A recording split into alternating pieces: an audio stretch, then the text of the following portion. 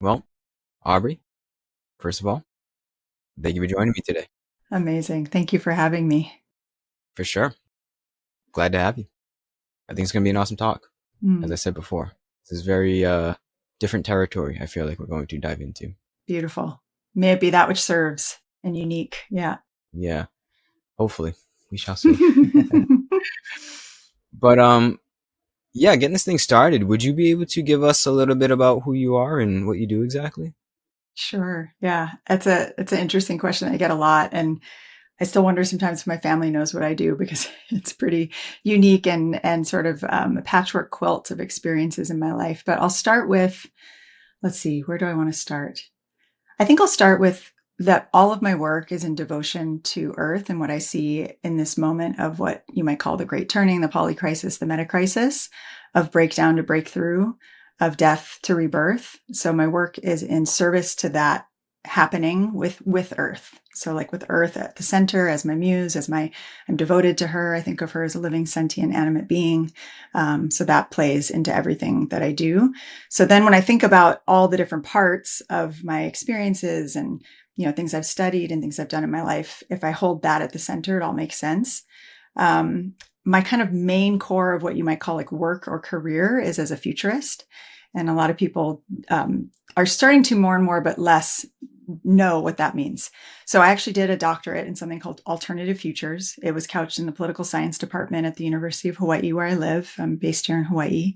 And it was also an Indigenous politics degree, so doctorate of philosophy in those two things. And that's important because really the study of the future is really it animates all of the work I do, even if it's some other aspect of that. I'm thinking about what are the futures we're trying to co-create as humans with Earth. So not on Earth, not as like other species that's come from Earth, but like with Earth at the center, right? So I call it life-centric futures. And Mm, it's this empowerment moment where we remember that we came from Earth, like we are nature, literally, physically. We're spirits that have come into a body that was made by the Earth, and we're here to bring about whatever wants to come next. And so when we think about it from that lens, actually the collapse is like our prime opportunity for creativity. Like when things fall apart, amazing, because then we get to build something wholly new. It's really hard to make things new when the systems are tightly held in place. So as systems fall apart, there's more possibility for expansion. So mm, my work as a futurist thinks about that, and I call my company, brand, whatever you want to call it, Our Beloved Futures, because I had this download one day that I was like, it's really about love as the guiding force, not fear, right? So when we're thinking from a place of like, what does our heart want to do? What brings us joy? Where do we feel love? And then create from that space and co-create the futures with Earth. And it's an hour because it's like collective. It's not me. It's not you. It's not one person saying this is the future. There's multiple futures. There's multiple presents. There's multiple pasts. We're constantly co-creating that futures with an S together. mm, Um, and then, in sort of like my journey of life, I started as an entrepreneur in my 20s and I started a business and like built that up and understood like what that looks like to do international business and understand the flows of capital and how that aspect of society and modernity works. Then went back to school for the futures degree. And then after that went into leadership development. So did a lot of work with a fellowship here in Hawaii called the Omidyar Fellows, Hawaii Leadership Forum, just getting downloaded all the amazing adaptive leadership, emergent leadership, systems change, systems mapping for social impact, design thinking, all these kinds of like frameworks and methodologies of how to create new futures with collectives. And then all along that way, I've been in the spiritual journey. So I've been in a deep spiritual inquiry of what does it mean to be human from as long as I can remember as a young child. I've had a couple dark nights of the soul that were major breakthroughs, gotten more recently into plant medicines as a way to expand consciousness, built a temple here on Oahu to hold space for people to come and do different work to expand consciousness. So that's like another thread that's kind of woven through. And again, these things feel in some way unique and disparate, and yet they're all focused at this idea of life-centric futures and co-creation with Earth. And when we can wake up to that and the like inestimable beauty of this incredible planet we've landed on, like how radically amazing it is, and it's just there doing its thing, like when we can just relax into that again, I feel like this really incredible flourishing and flowering is coming. And so I guess I also hold a radical optimism in the face of collapse. In the face of things shifting and being really sort of uncertain, I see a lot of possibility that holds center for me as well. Yeah, lots Hmm. of threads in there to pull on. I don't know where you'd want to go with it, but I could talk about any of those aspects of myself and my work, and coming out with a book in about a month. That's sort of a mishmash of all of it. Well, I Yeah. like the point of radical optimism. I Mm, feel as though you kind of have to be radical in that regard. hmm. Yeah.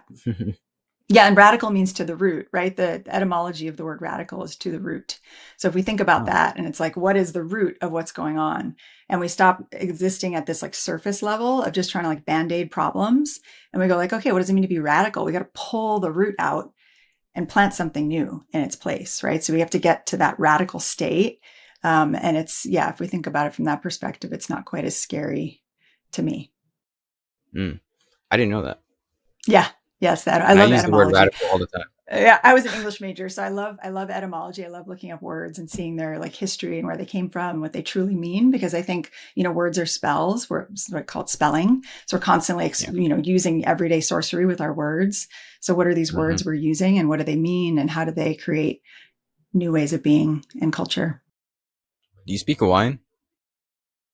A little bit. I'm learning Olelo. Yeah, my son is 11 and he's doing Olelo Hawaii right now, and I do some Oli, which is a Hawaiian chant. So I know some chants that I share and things like that. But definitely a lot more to learn there. That's the name of the language. Yeah, Olelo means language, and Hawaii's Hawaii. So Hawaiian language is Olelo Hawaii. And the language almost died out. It was typical product of colonialism as a technology is to stamp out language as one of the first ways to erase culture. Mm. So, language was not spoken. And in like the early 90s, it had almost like pure Hawaiian speakers had almost died out. So there was a big resurgence and actually a movement to create Hawaiian language charter schools here in the state that would allow children to starting from preschool learn completely in Hawaiian and also learn Hawaiian culture and all of that. And so that started. And now, about 30 years later, you go to the airport and you hear English and Hawaiian over the loudspeaker, Mm. which to me is like a major indicator of a resurgence of the language, resurgence of culture, which is really beautiful to witness. Yeah, I just brought that up because we're talking about etymology. So the etymology Mm-hmm. of Hawaiian, it's got to be something to it. And I can just hear it. Like when I hear people speak Hawaiian, I'm like, that's different, man. Yeah. There's some magic in there. Yeah. It's almost all vowels. So there's only like, Oh, I think that's six what it is. consonants. There's like just as many consonants as there are vowels. So it's a very kind of like soft language because there's so many vowels, which, yeah, it creates a different tonality and feeling to the words and their meaning. Yeah. There's something to that. Hmm. Yeah. I don't know what it is, but there's something to that. Yeah. Yeah. It's a beautiful language, beautiful culture. Mm. I'm learning more every day. Been here my whole life. So very grateful for that. And we said this before recording, but what is the name of Hawaii in Hawaiian? I already forgot. Oh, do you mean Olelo Hawaii? It is called The Hawaii. homeland? Yeah. So Oh, it's called there's, Hawaii. But yeah. then there's another name for the homeland to give back or something like that. Oh, I think you were thinking of like Ea or sovereignty or Aina. Maybe it was Aina talking about It was land. Aina. Yeah. So Yeah. Aina is the word for land, which, in like its direct translation again, Aina means literally land, but its full meaning is that which feeds. And That it's which it's this feeds. Okay. idea of reciprocity that's really deeply woven into Hawaiian culture and language and ways of understanding the world. Is that we don't just we take and give in this constant exchange with everything. And so I shared that I believe the Earth is animate. That's deeply embedded in Hawaiian cosmology and also most indigenous cosmologies. That we're in this alive universe that is not static, and objects are alive, rocks are alive. Obviously it's a little easier to imagine like an animal or a tree having consciousness and relationality, but even rocks, even your desk, like these things are all alive and actually pulsating with life force energy and frequency. And we can have like a relational experience with them. So that's deeply embedded in Hawaiian culture. And in that word Aina, it's that reciprocity, that relationality that's not just one way, but actually you're receiving information and giving information all the time. Mm. Hmm. Yeah. Yeah. Now, do you believe that is the future paradigm? is the pretty much old school paradigm of Hawaii. You know, Yeah. is like a resurgence of that spirit and bringing that into the future. Yeah, I think there's a way in which we kind of already have all the answers. And it's not like a return to the past. I don't think of it in that way, but when we use the terminology of like the moment, something like technology, we could use that as a term that's sort of ubiquitous in our culture, technology. And we think of technology as like this computer you and I are on having this conversation. But there's technologies of place and of people that have existed since the beginning of time. So in Hawaii, there was the technology of, say, a fish pond. And it was a way of organizing the ocean using rocks and using available materials with nature, again, with Earth, not on Earth, not taking from Earth, but with Earth, understanding the movement of the water to create this barrier to build a fish pond that would then allow baby fish to come in, become bigger fish, not be able to get out. And then you've got this essentially this sustainable food source of fish anytime you just want to walk down and pick some. So that's a technology. So it's not necessarily returning to that, but understanding that what was it about that technology that allowed people to exist here in these isolated islands for almost 1,000 years with very little outside contact when we can barely make it today, right? For again, back to the Hawaii example, I think we import something, it's getting slightly better, but it was like 95% of our food was imported a few years ago. Now it might be like 92 or 90, a lot. Like most of our food is imported from the outside. So we're now not sustainable. We're actually, relying upon these very uncertain sources at this point in time in terms of ships and gas and political situations and tariffs and all the things, right? So what is it about the technology of these old ways that I think that there's many, sort of core defining similarities within indigenous technologies and cosmologies, but one of them is animism, the understanding that the world is alive, that it's not a collection of inanimate objects to be used, abused, extracted from, and discarded, but actually that we have a relationship with every single object being in our sphere, and that we actually have to approach that with respect and a different way of being in relationship with, rather than just, materialism, which would have us think that we could just take, use, discard, throw away, extract. Yeah. So those are things I think about, and bringing that into the futures, that's sort of like a core, maybe principle, you might say, of how we could design from this place of what does it look like to live in love with the world. In love with the world. And in Yeah. harmony. Mm-hmm. Yeah. And non-parasitic. I feel as though our Yes. colonialist nature is just parasitic by Mm-hmm. nature, right? And it's not Yeah. all bad, right? It's not like, it's just a little imbalanced. I feel we need to bring a little bit more balance back to the force with that essence of animism, that Mm-hmm. essence of being in relationship with the earth that these indigenous cultures were just naturally imbued with. That's what I love Mm-hmm. about Native Americans and Mm-hmm. Polynesians and all of these people that the West only recently, to be honest with you, acquainted themselves with, is they were one with the earth. They Mm-hmm. were one with this technology. They knew Yeah. earth was a technology, just Totally. innately. So I think we need to bring that essence into our 21st century Western lifestyle. And then, yeah, maybe we will find a little bit of balance and essentially not destroy ourselves. Yeah, exactly. We're in a pivotal moment for sure. Yeah. Yeah, that's the thing too, is I don't think there's any other way, right? It's kind of like we have to find balance or else we're going to destroy the earth. We're Mm-hmm. very imbalanced at this point, and we have to find that resurgence or reclamation of the technology of the earth, Mm-hmm. or else the earth will teach us a big lesson. Yeah, and we're destroying ourselves from the inside out in the process too. So the toxicity Oh isn't yeah. just outside of our bodies, it's within. The amount Mm, of sickness and autoimmune disease and sort of just general malaise that most people are experiencing right now in their mm, bodies is off the charts. So it's a fractal, our inner being is a fractal of the outer experience, and that's a spiritual principle, but also like a physical principle. And so we're yeah. not just destroying the earth, we're also destroying our own organs, tissues, blood, fascia, Hmm. energetic systems with EMFs. I mean, there's so many, so many different things we're doing. It's when you start to think Yeah. about the world we've created, and this is where like I'm so grateful I have the ability to laugh at it. And that's part of the optimism of just like knowing there's something coming. But like if you really start to look with clean, fresh eyes, not caked over with, just sort of the acceptance that we've gotten through to survive, but really cleanly look at the world we've created, it's really absurd. Like there's just absurdity everywhere. It's like a freaking carnival. You're like, oh my God, like, why did we do that?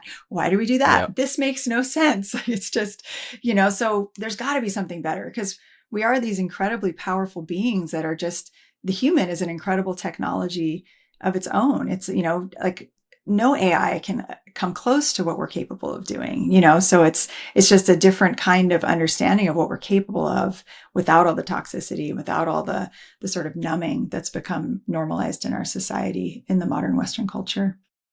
Mm-hmm. And the thing is, too, once one goes within themselves, follows this spiritual path, this pull toward a better world, this knowing that it can be better, is obvious. And also, what's obvious is the circus that we created, the carnival Mm-hmm. that we seem to Yeah. be living in. So, yeah, as you said, it's just a reflection of our inner health.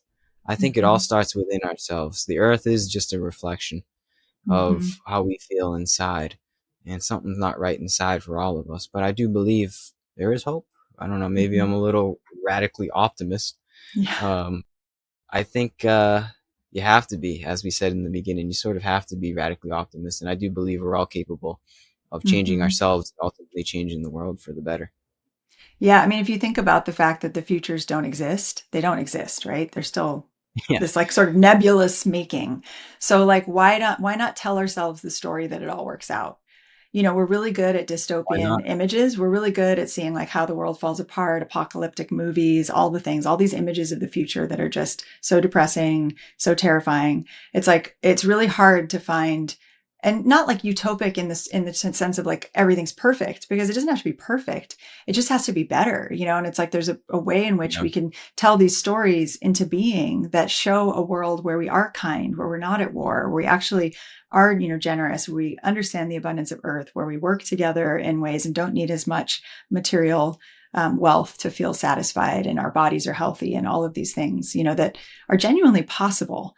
But we got to start telling those stories and allowing ourselves to think in that direction so that we can take the steps that are needed to move towards those futures. And, you can see that in a personal life. You decide that your health feels horrible and you want to change, you start making changes, and they might seem small at first, but they start to add up over time. So if we can start to Mm. do that as a collective body in our societies and with the systems that run our societies, we'll see outsized shifts, I think, pretty quickly. I think things can actually change pretty quickly if we all focused in the same direction. Mm-hmm. Yeah, and there's power in numbers in that regard too. Yep. I mean, technically, we could all change right now. Mm-hmm. There's Totally. nothing holding us back. Radical remission, again, back to the body. Radical remission happens. There's stories of radical remission of stage 4 cancer, and mindset shift or something changed, whatever you want to call it, and it's gone. I mean, it is possible, and that's a prayer I hold in my contemplation and in my practice, is radical remission. To wake up tomorrow and be like shocked with the awe of it's all changed. It is possible.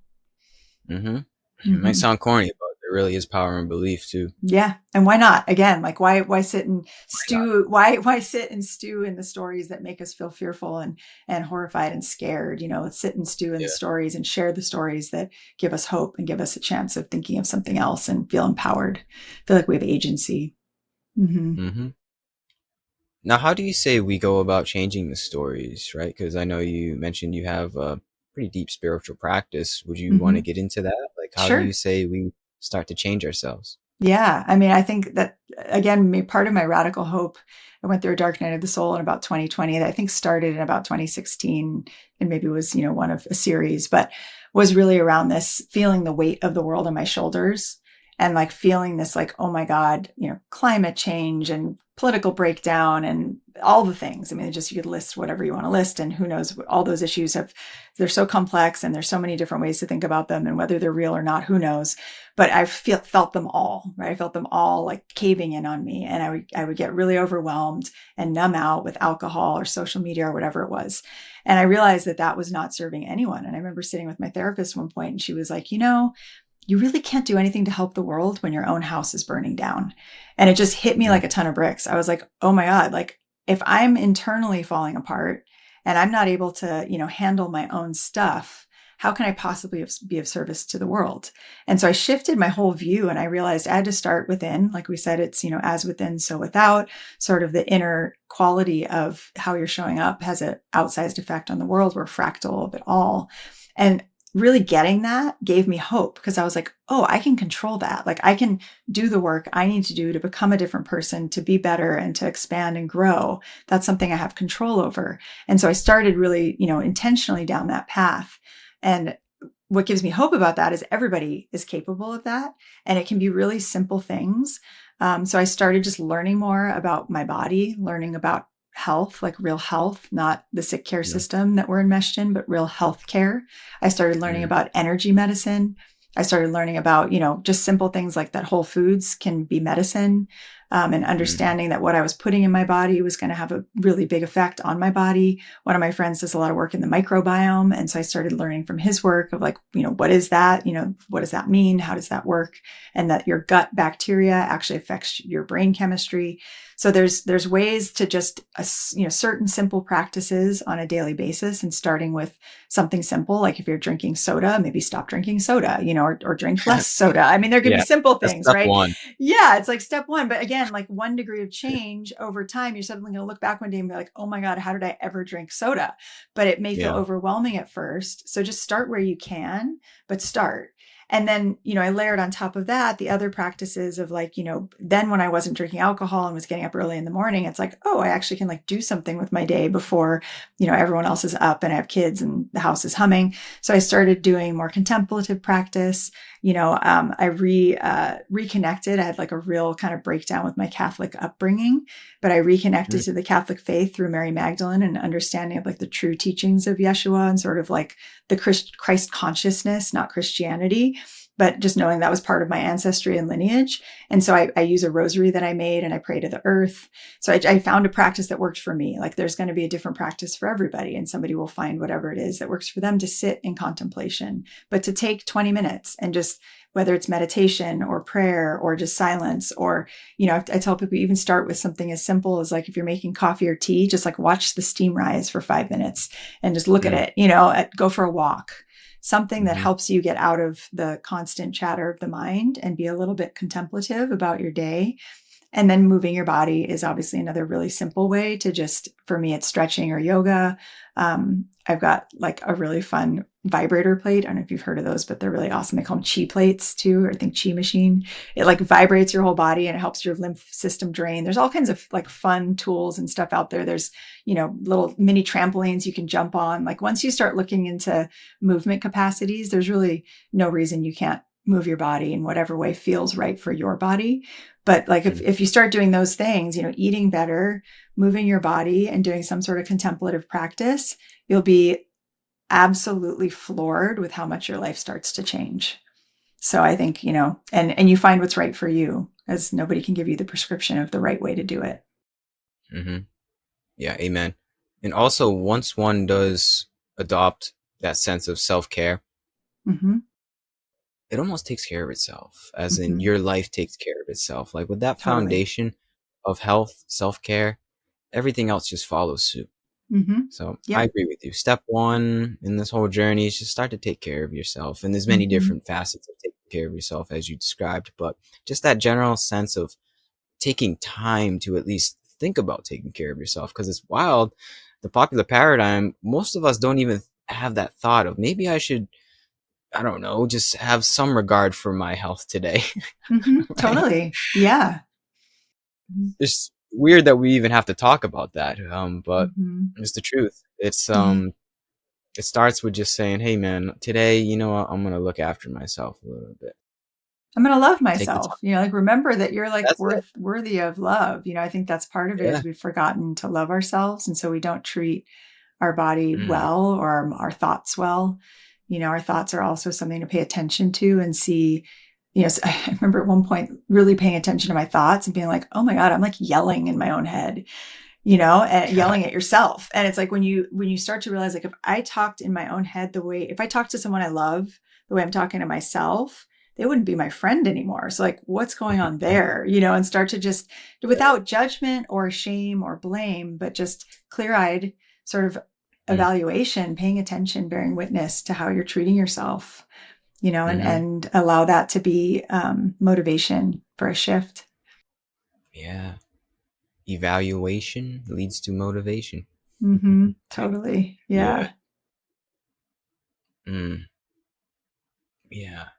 It just starts with that question too. What's going on there hmm in the many different parts of our body, whether it's your mind, your gut, your legs, whatever. hmm What's going on there? Just hmm simply asking that question. What's going on here? hmm And that leads the way. Just Yeah, simply asking the question. What's going totally. on, man?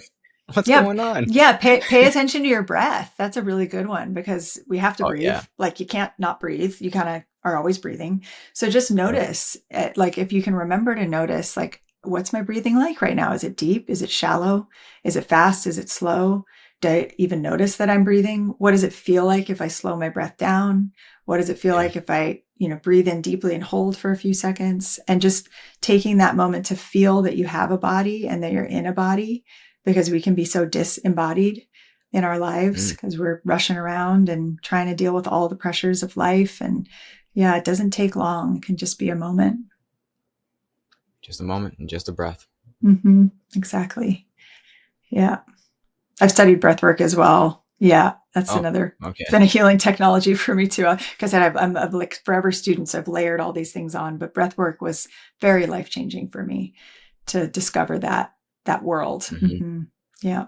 I think I've explored the entire spiritual gamut. Like if you name something, I check it off my list, Nice. right? And the one thing that I would say out of all the different practices, modalities, and things that I've done per se, breath work is the number one. Yeah. Breath work is what I would keep out of all the different things to explore myself. Just follow the breath. It's Yep. so simple. We Mhm. gloss over it, but it really is the truth. The Buddha was Yep. onto something. Absolutely. And it's free. It's free. It's free. It's Yeah. available. We all know how to do it. You don't, you can just follow the breath. Mm-hmm. Seriously. It's hmm our anchor. It's hmm our anchor no matter where we are.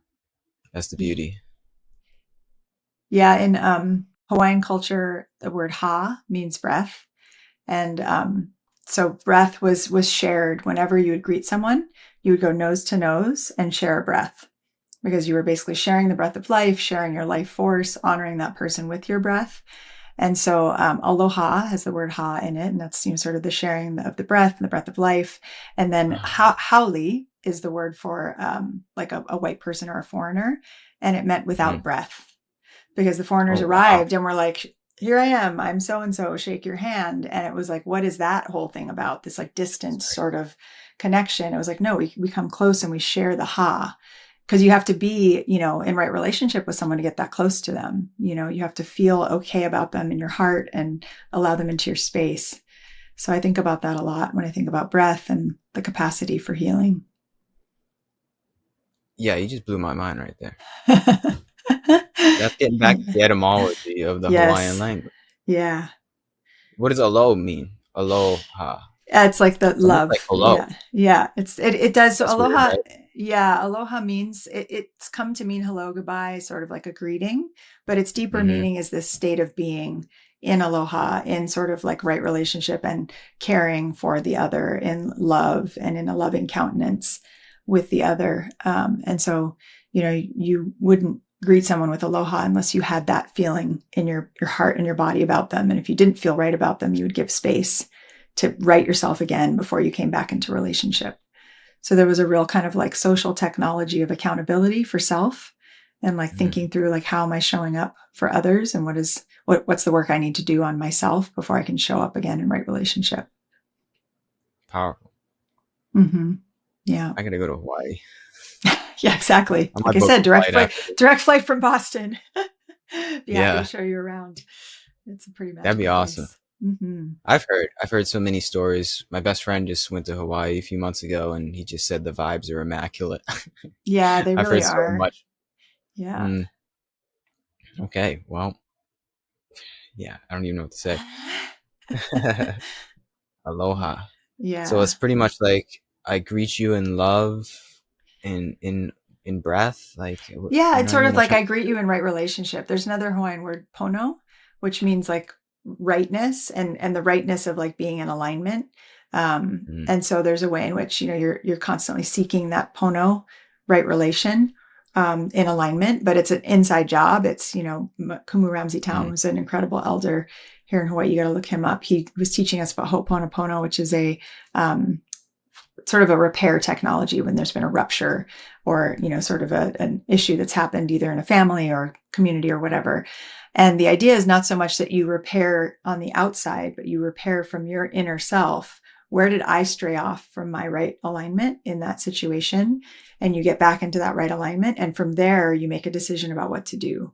And so aloha kind of is the adjunct to that. It's like when you're in pono, in yourself, when you're in right relation, then you can greet the other with aloha, which is a way of being in relationship and love and caring, cultures of care. And if you don't have that pono within, you're angry, you're spiteful, you're jealous, whatever it might be, you're off your center, you're not in pono, you can't greet someone with aloha because you don't have it in mm, your heart. So you're just you're learning to pay attention to what's off.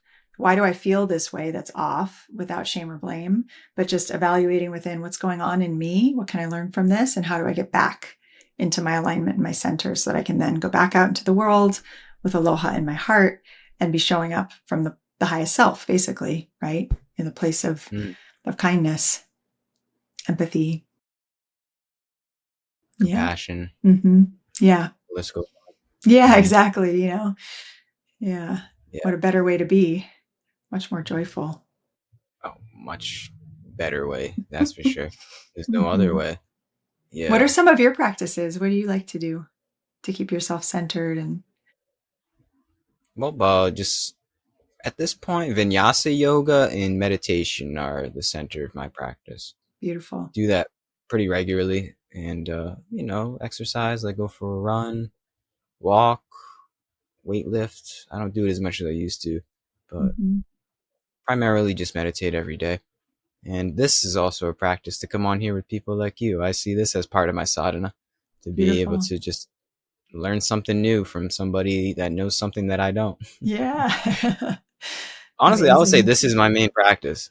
Yeah. I know other people might not think it is, but when you do it, you'll figure out that it is, to be able to come on here and have a dialogue with somebody that is maybe a little bit wiser than you are. You will come to find that it's very powerful and very transformative. You know, when you're actually talking about Absolutely. something substantial, a little bit more than sports or Game of Thrones or something. Totally.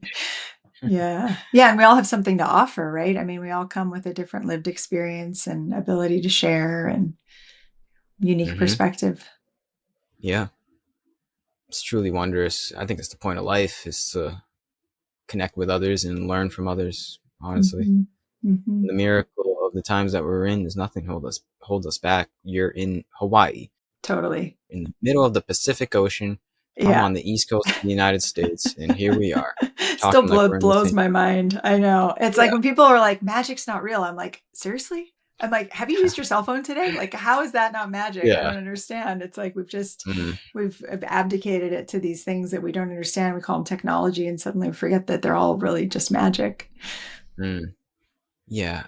And that's the thing too, is once you do go within yourself, you do start to see that this reality that we're in, our whole lives are truly magical, Mm. and magical beyond science fiction. You know, the truth is stranger than fiction in that regard.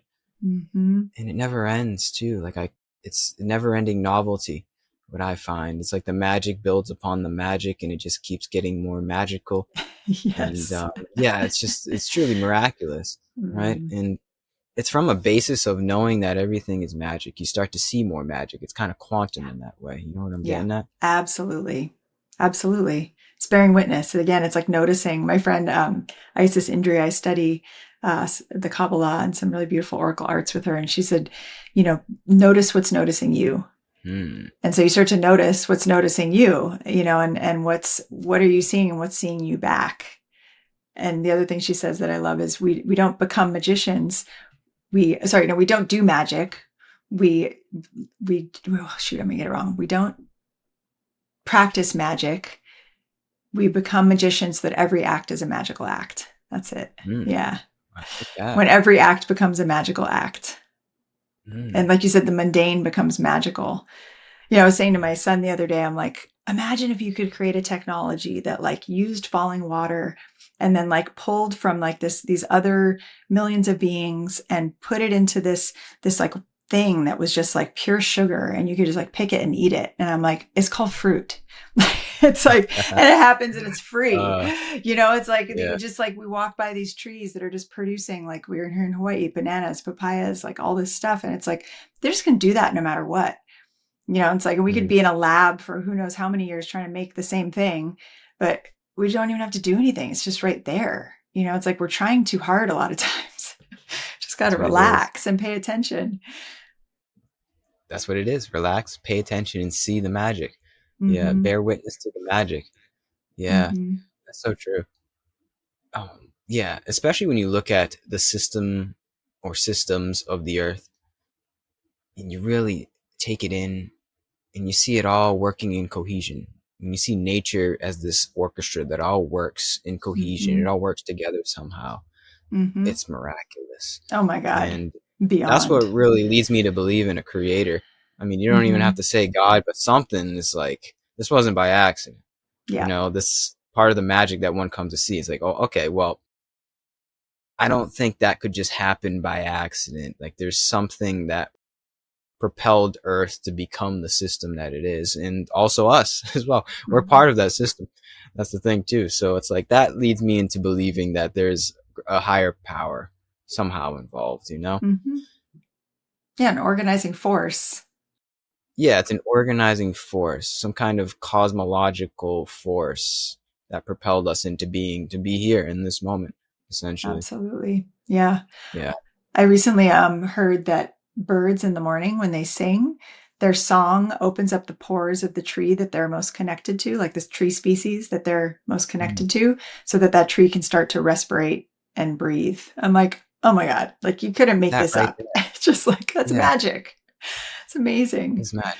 And Hmm. there's so many, there's the more you learn, the more magical it becomes. It's Hmm. just the more it's too much. It's actually too much for the mind to comprehend. It I didn't know is. that. That's Hmm. like that's something that I'm gonna hold in my soul forever to Yeah. to be proof of the magic. And there's so much that I can't even think of in this moment. But it's all just, I think, around some kind of order. Because the popular paradigm, the parasitic paradigm, the colonial paradigm, we Hmm. could say, the white Hmm. man, Hmm. is based, I think, deeply around that there is no order. It's all chaos. Hmm. Yeah. It's all just by accident. And we're just like, there's humans and then there's Earth. And we got to make do with our weird predicament on Earth. But it's like, no, it's not like that. We're supposed to be on Earth and in the system, not like against it. Yeah. It goes from, I feel like, being against Earth in some way, being Hmm. against the flow, going against the grain, to going with the flow, with the Tao. Hmm. Yep. And that's the huge perspective shift that one can feel within themselves, but ultimately, I think we can all feel at a collective level. You know? Absolutely. Yeah, that makes so much sense the way you said it. When you think life is random and chaotic, then you go into fear, and from fear you want to control. And that's where like that desire to That's what it is. control, to like tame That's the what it is. wildness, like to make everything orderly and structured in a way that we can understand and manage it. And that's, yeah, we're denying the mystery and the magic of what is right in front of us. And that's where, Mm-hmm. violence and war and greed and avarice and all these things come through because we're in such a fear state, and we're Mm-hmm. in a moment now where all the systems are designed to reproduce that fear state. So Yep. that's where I think, the breakdown to break through is the only way, because in systems change work, it's like you always look at sort of the map of the system. And then there's usually big frozen areas where it's like, it's not going to move. And I think we're in this moment where there's a lot of things that are frozen because they're so complex and they're so entrenched and they're so tightly wound that they've got to fall apart for something new to emerge. And so that can feel really scary because everything we've thought of as solid is suddenly not. And we need to really lean into each other and our practices to stay centered and grounded in that experience, because that's where we're at, and so when we can get from a place of centered groundedness and feel like we have some form of community around us that's supporting us, then we can respond and be response able in that flow of uncertainty and actually come out the other side with something new having come through us. Because, yeah, that's kind of where Mm. we're at. So, Yeah, I feel that. uh, I think it's needed, yeah, though, as we said. But let me ask you this one. Might be a heavy topic, but sure. we brought it up. What do you think is Yeah. going to happen? Where do we go from here? I think we're going to experience increased breakdown in a variety of ways. I don't, futurists from my perspective don't predict, but we forecast and we look at, sort of like what's emerging and what's possible. And again, like back to the idea of radical remission, there's sort of like the presumed path, which we might call continued growth. Like if things sort of continue as they are, this is what we might expect. But there's a million other ways things could go. So we can think about different types of alternative images of the future. So to me, in terms of the continued growth, or like if things just continue as they are, we don't make much change, we're going to see a real increase in violence, war, breakdown, environmental breakdown, societal breakdown on the planet. And so, what does that mean for us? It means get to know your neighbors, get to really understand your place, really become clear on like what is your community and how do you become a peacemaker in that community to build relational tissue so that if there is a breakdown, if there is a natural disaster or something happens, you can come together. We're seeing this happen in places that are experiencing natural disasters right now. Like, what do you do in that case? We can't rely necessarily upon the state to show up and help, and maybe they will, maybe they won't, but it's like, that's not where we're at. So I think that's really Yeah. important for people. Again, there's a chance that our world leaders might get together and make some massive shift, but I'm not super hopeful in this moment. I think there's a lot of, sort of rushing off the cliff that's happening. And you add in something like AI, which is an existential threat in certain ways and can also be an incredible help if it's used in the right ways. There's just so many converging issues right now. So I think we can expect to see, there's in Indian cosmology, there's large swaths of time. You probably know about this, the yugas, and the Mm-hmm. Kali Mm-hmm. Yuga is sort of the dark era that we're in. And some people say it's starting to shift now, or may have started to shift a bit of time ago, but these are large swaths of time. Like it's not like overnight it happens. So in that cosmology, there's the belief that we're in the dark age, the Kali Yuga, where things fall apart. And after that comes the golden age. But there's a transition period. And I think, for all intents and purposes, while radical remission may be possible, we have to understand that we're probably in that transition phase for thousands of years, maybe 1200 years, something like that. Mm-hmm. And so we hold the optimism in our own lives and our own beings and our own way of being. And we think far into the future. Like, what does it look like for 10 generations from now? What are we learning from 10 generations back? Which is also what Indigenous peoples knew how to do and hold, So planning from that perspective and knowing and being okay with the fact that, something I do today, I might not see. It's to know that, you might do something in this lifetime that the product of it isn't seen for many, many generations. And that's okay. That's Mm-hmm. enough, to be enough with that, to feel like that's satisfying and fulfillment in itself. I think that's, in sort of the modern Western culture, we've been taught to like achieve fast, fail fast, make a bunch of money, die well. And it's like, there's more to it than that, because that's not true fulfillment. And, you can see it in people who've gone down that path and are then in this sort of feeling of emptiness later in life. I think real fulfillment comes from something deeper and a reconnection to the futures in the past that we've kind of forgotten in our modern rush to achieve Oh, material amen. things. Mm-hmm. Mm-hmm. Yeah.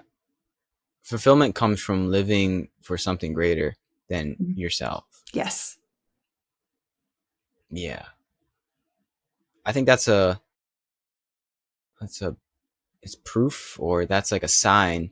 Yeah, that's a sign of higher consciousness. That's a sign of an evolved being. When you start to Mm-hmm. live for something other than yourself, service essentially.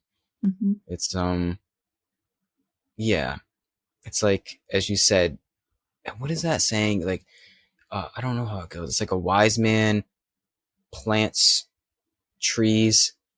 He plants seeds, Of trees he'll and never see. trees. Yeah.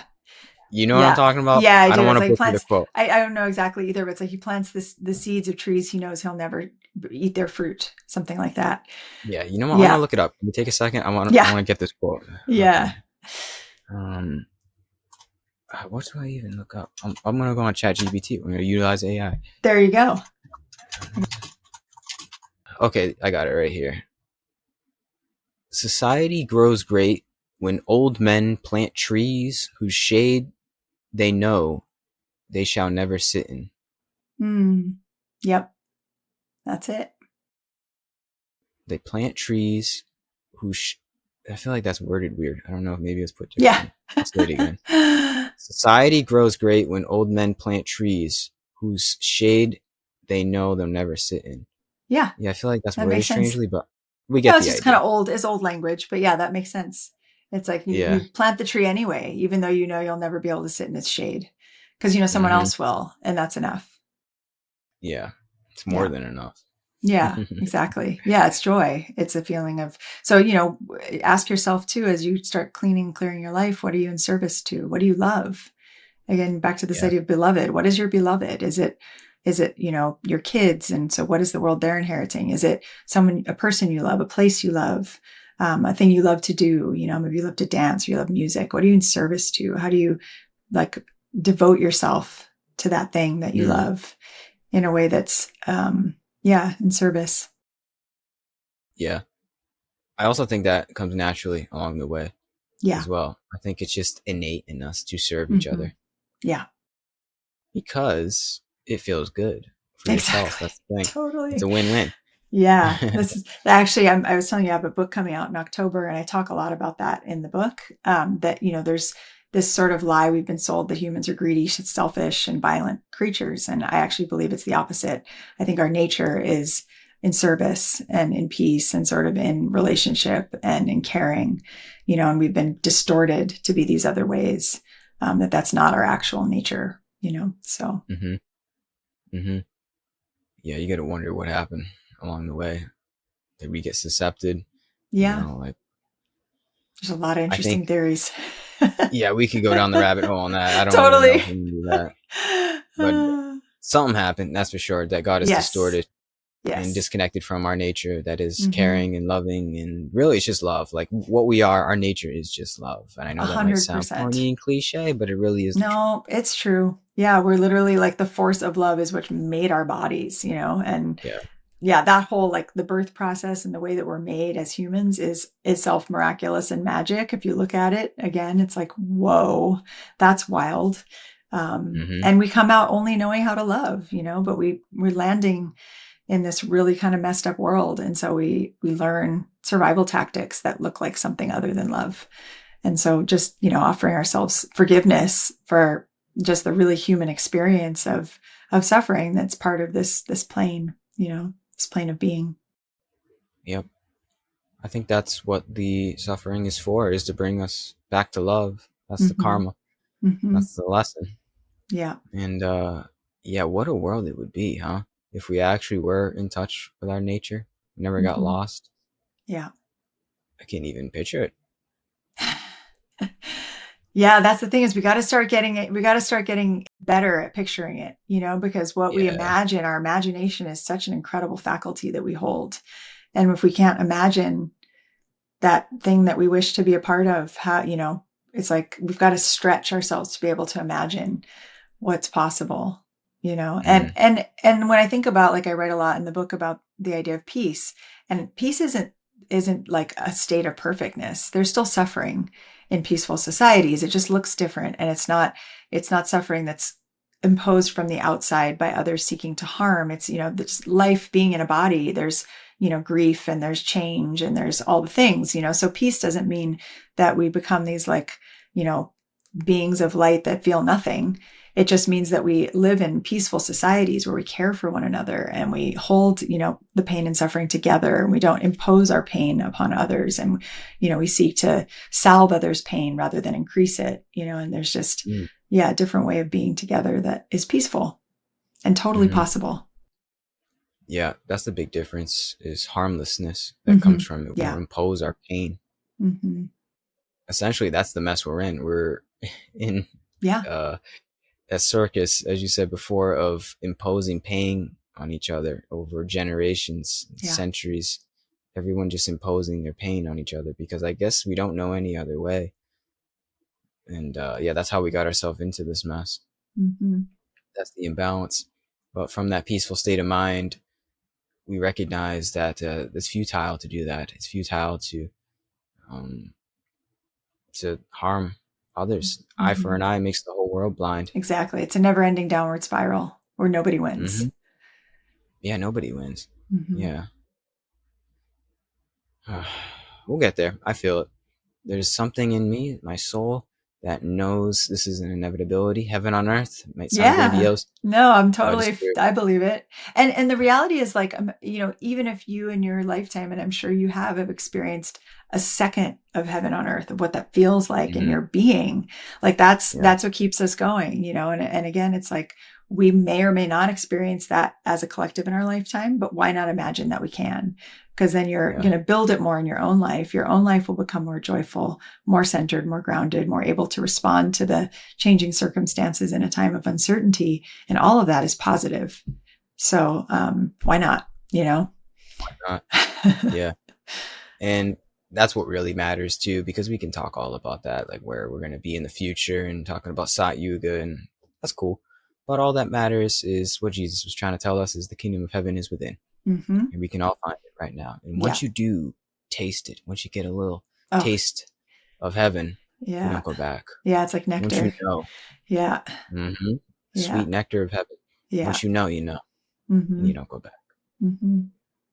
Yeah. Absolutely. Hallelujah. Yeah. And you can start from anywhere, so Yeah, that's the beauty do of it. not be despaired if you're listening and you're like, I don't know where to begin. Pick a spot and start, try something. Yeah, try something. It's all about experimentation too. I Mm-hmm. would echo that point. Get out Mm-hmm. of the patterns that we sowed for ourselves. Yeah. The cycles of suffering that we seem to have sowed for ourselves. Mm-hmm. Experiment in little ways. I find it's in the little interactions with people that I find heaven. I love having Yeah. these like random interactions with strangers, just like I've known them for millions of years. Like we've been Mm-hmm. friends. That feeling when you just come across somebody on the street and you share a laugh, or you share like a good story, and then you move on.